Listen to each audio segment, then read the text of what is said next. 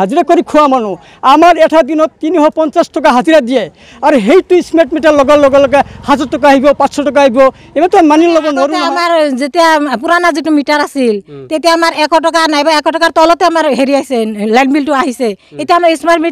মিটাৰটো লগাৰ পিছত আমাৰ বহুত টকা আহি আছে বিল এসপ্তাহ আমাৰ হেৰি আহিছে 800 টকা মাহনা আহিছে এসপ্তাহ আগতে তাৰমানে আমাৰ 1400 টকা হেৰি আছিল বিল আছিল এতিয়া এক সপ্তাহ হৈছে এক সপ্তাহ পিছত আজি আহিছে আজি আহি চালে চাইছো বলে কৈ আছে যে আপোনালোকৰ 1800 টকা বিল হৈছে 100 টকা আহিছে 102 টকা নাইবা 3 টকা এনেকুৱা আহিছে এতিয়া আগষ্টত কিমান আহিলে এতিয়া 1800 টকা আহিছে 18 টকা আহিছে কি চলা আপোনালোকৰ ঘৰত দুটা ফেন আৰু দুটা মানে বাল্ব জ্বলাই আছো এনেকুৱা মটৰ চটৰ একো নাই আমাৰ একো নাই ফ্ৰিজো নাই তথাপি ইমান বিল আহি আছে এতিয়া আমাৰ স্মাৰ্ট মিটাৰ নালাগে আমাৰ স্মাৰ্ট মিটাৰ আমি মানি নলওঁ আজি আপোনাৰ কি সমস্যা হৈছে লাইন কাটি দিছে আমাৰ এই মাত্ৰ আমাৰ লাইন বিলৰ পৰা অফিচৰ পৰা ছাৰসকল আহিছে আৰু পিছত আমাৰ লাইন বিল এনেকুৱা হৈছে 18 মান হৈছে আমি খঙতে কৈছোঁ যে আমাৰ লাইনটো কাটি দিয়ক সঁচাকৈ কাটি দিছে আৰু 400 টকা মান আমাৰ জৰিমনাও লিখি আছে তাতে লিখিলে এই মাত্ৰ জাষ্ট আহিলে আমাৰ গাঁওখনৰ নাম নলীৰ পাম হয়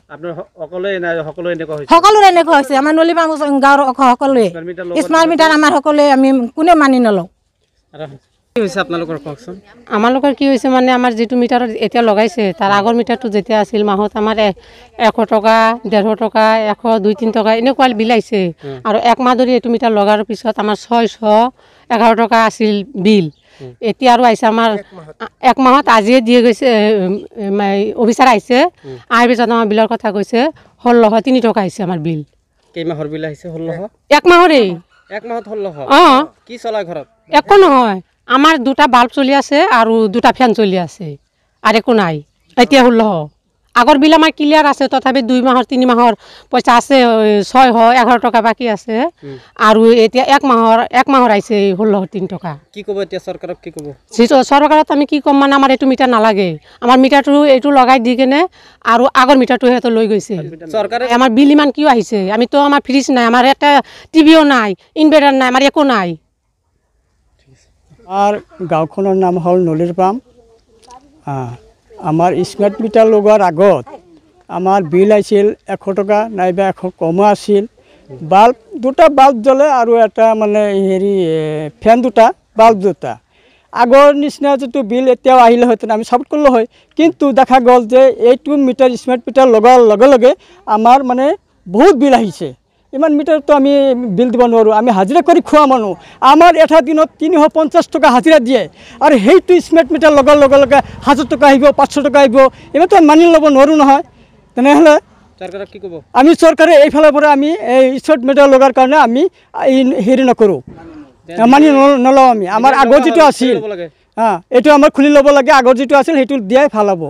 চিভিল আহি আছে আমি এইটোতো মানি নলওঁ নহয় আমি হাজিৰা কৰি খোৱা মানুহ আমি এনেকৈ কেনেকৈ বিল দিম আমি চাকৰি বাকৰি নাই নহয় ইমান বিল পৰিশোধ কৰিব নোৱাৰে কেনেকৈ কৰিম আমি এনেকৈ ঋণ হৈ আমি মূৰত বোজা লৈ আছো নেকি আমি হাজিৰা কৰিম না বিলৰ মাথা মাৰিম না পৰিয়ালটো চলাম আমি কওকচোন আজিতো আপুনি চাওক আজি আমাৰ 20 তাৰিখত বিল আছিল 1400 কিবা পইচা আছিল তাৰমানে এতিয়া আজি আহাৰ লগে লগে 18 টকা হৈ গ'ল অথচ এক সপ্তাহ 20 তাৰিখ আজি 27 তাৰিখ এই এক সপ্তাহৰ পিছত 1800 টকা কেনেকৈ হল এই বিল লগে লগে কটন কৰি দিল লগে লগে কাটি দিলে বিল এনে 3-4 কাটিছে এনেকৈ বিল পৰিশোধ নকৰাৰ কাৰণে 14 টকা বিল পৰিশোধ নকৰাৰ কাৰণে কোনে বিল কাটে কওকচোন বাৰু পাছলৰ পৰা ইমান গৰম কি কৰিব এতিয়া আমি এই গৰমৰ মাজত আমি কেনেকৈ সহ্য কৰিম ল'ৰা ছোৱালী পঢ়ি আছে আমাৰ এটা ল'ৰা সায়েন্সত পঢ়ি আছে এইটো বিল পোহৰ নোহোৱাকৈ কেনেকৈ পঢ়িব কওকচোন বাৰু